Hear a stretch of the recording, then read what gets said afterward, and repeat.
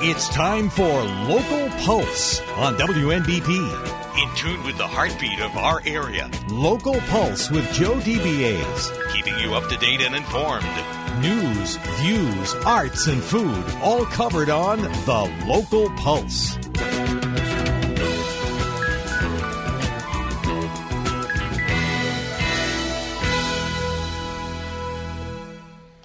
Right now, we have with us from Amesbury Talks, which I find a little ironic, Amy Sherwood and Frank Czar. Amy is the founder of a Facebook group called Amesbury Talks, and Frank is one of the moderators, and you have a number of moderators. So thank you both for coming in. And I just want to say we didn't have a chance to talk before we went live. You got to get up real close to the microphones. You can't be too close. And we better turn that microphone on or we won't hear Amy at all. So thanks for coming in, guys. Oh, thanks for having us. So, Amy, am I correct that you are the founder of Amesbury Talks? Well, not exactly. I'm wrong again. Nothing like correcting the host as soon as you I'm start constantly the show. corrected and wrong. So I do it all the time. Don't worry about it. But We like to give Amy all the credit, so she takes all the blame, too. So. No, actually, there's 6 of us. We all founded it together, and it was a spinoff from another group that we've started called I Am Pro Amesbury, which is something that we created in the fall of 2012. And it really was a Facebook page, but a like page where we could promote Amesbury. And from there, we decided that we as a group wanted to come together and create a community forum. And so there's actually 6 of us, myself, Frank, who's here with us, Gretchen Marinopoulos, Rob Chamberlain, Michael Hogue, and Matt Einson, and we are all founders. and Frank, you're one of the moderators, so you're one of those lucky guys that gets to go in and kind of delete everyone's post. Yeah, well, shut people down, shut free speech down. So there's something, and we've talked about it here in the past. There's something about social media that people get behind their keyboard and they kind of forget they're actually talking to people. What's the criteria for an okay post on Amesbury Talks, and what tends to get deleted? You know, we have a list of posting guidelines that nobody looks at, but we hope that they do. It's in the About section if you're listening and you want to check it out, where we really break down what's appropriate. And but at the end of the day, the real, there's 2 rules. It needs to be, number 1, it needs to be about Amesbury, and number 2, you need to be nice. And I think that sometimes people forget, being behind their keyboards, that there are real people on the other end, and that people get their feelings hurt, and it's important to be nice. I think one of the reasons that we started this was because there were a number of forums prior to our organizing Amesbury Talks that didn't have any moderation, and people did forget to be nice, and there was no one really to say, hey, that's not appropriate, and this is. So we kind of took it upon ourselves to create this forum in a way that people felt comfortable being able to come and say what they wanted to say without fear of being attacked. And I think that was a big change. And not only that, but we had the guidelines that we put in place kind of forced people to be nice and to change the way that they were used to posting on unmoderated discussion forums. And I think one of our other main objectives was for just creating civil or civic engagement. And we also try to clarify that being nice doesn't mean you can't have debate. We actually encourage debate, but we like to see respectful debate and debate that is often grounded in facts. And so we often try to bring those to the table. So if you're attacking somebody rather than challenging their ideas, that would be a reason for something to be deleted. Oh, for sure. I mean, if it's a direct attack against someone in particular, which we strongly discourage. We almost, it would be better if people kind of talk past each other. Although sometimes you want to address somebody's specific comment, and that's always kind of a dangerous territory because people get their feelings hurt and then they're going to want to respond, and then sometimes that spirals out of control, and then suddenly what started as a positive post turns into a negative post, and sometimes we need to clean that up. but we also want to take as light a hand to that as possible. We don't want to delete anything really, and we want people to be able to feel free enough to say what it is they want to say, as long as they're saying it in an appropriate way and moving the conversation forward. So how often do you find yourself deleting comments today? Well, more often than we would like to. I think that, when you have 2,500 people in a forum, you've got 2,500 different personalities. And certain people think that certain things are appropriate that really aren't. And it's very difficult to take stuff down that you don't feel are appropriate. But if it's not moving the conversation forward, and if it's not Amesbury centric, it doesn't belong there. There's plenty of other groups, and people have their own private pages and personal pages where some of that stuff is more appropriate to your personal page to share with your friends and not necessarily share with the town. So to get off of deleting posts, I didn't mean to spend that much time on it, but there's some really cool stuff that happens on Amesbury Talks. First of all, how many members of the page are there, if members is the right word? Yeah, we have about 2,600 today. We add about 100 a week. Which is amazing, because I get to talk to people live every week for an hour, and to add that number of people to a page is really hard.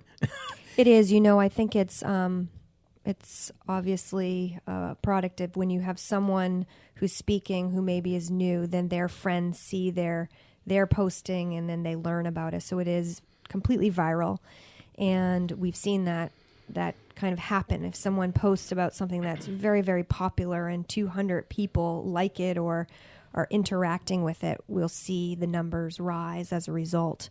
So certainly that's a really interesting dynamic. So it's really amazing. How many people live in Amesbury? We don't know. We don't. In the population of Amesbury, about 16,000. So it's about the same as Newburyport, and you have 2,600 members. That's pretty impressive, actually, and it's growing every week. There are more active members and less active members. People that just kind of monitor. Lurkers. Well, it's a little pejorative, so I don't like to use that word. I think they call themselves that.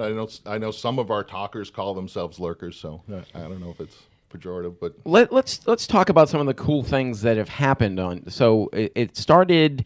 What were the earlier discussions about?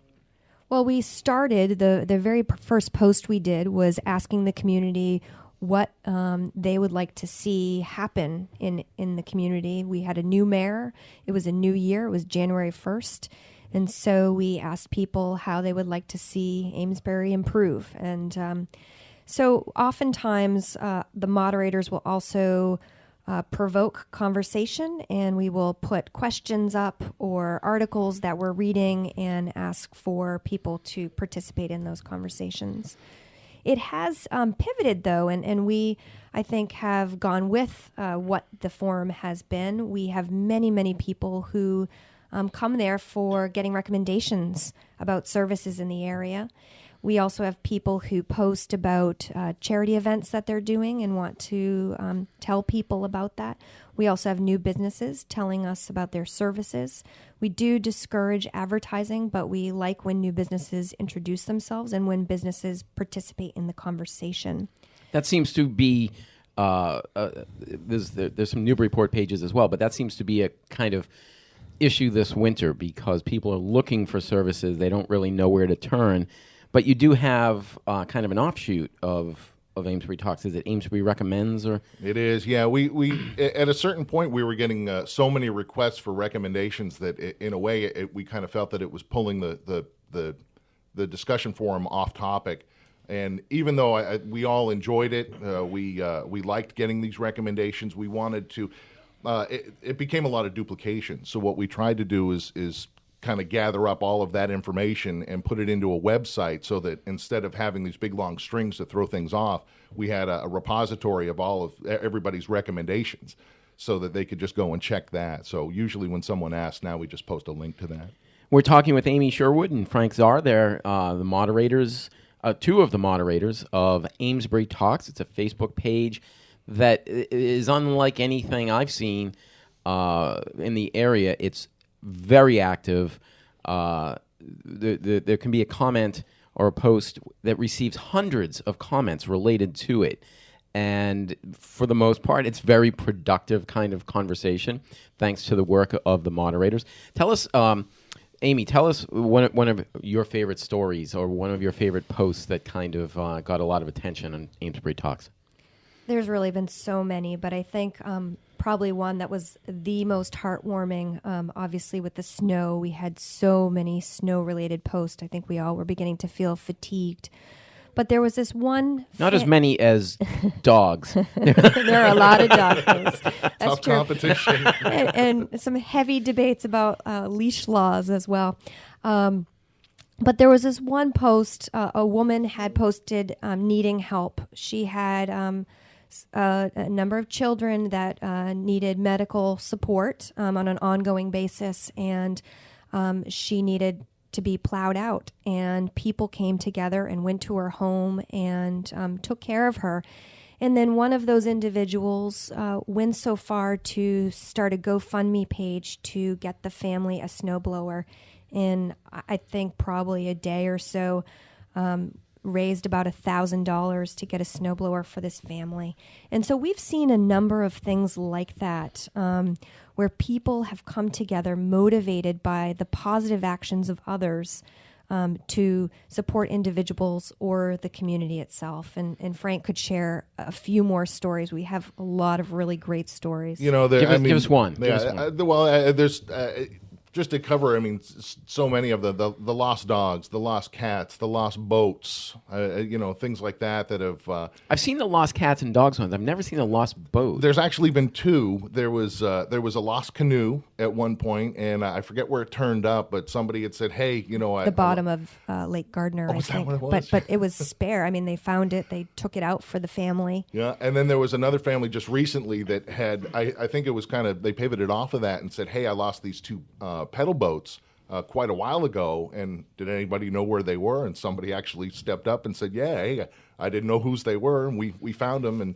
and eventually returned them to the owners." So the Coast Guard here in Newburyport actually recommends for kayaks, canoes, that those kinds of unpowered boats, put your in some kind of paint, put your name and your phone number on it, because what happens in Newburyport is a kayak will blow off the shore and go down the river, and someone finds a kayak with nobody in it, and they actually have to go into search mode at that point because they don't know if it was something that blew off the shore or someone fell out of their kayak or canoe and is in need of rescue. So it applies on Lake Gardner as well. If you lost a paddle boat and your name and phone number were on it, it'd be easy to return it to you.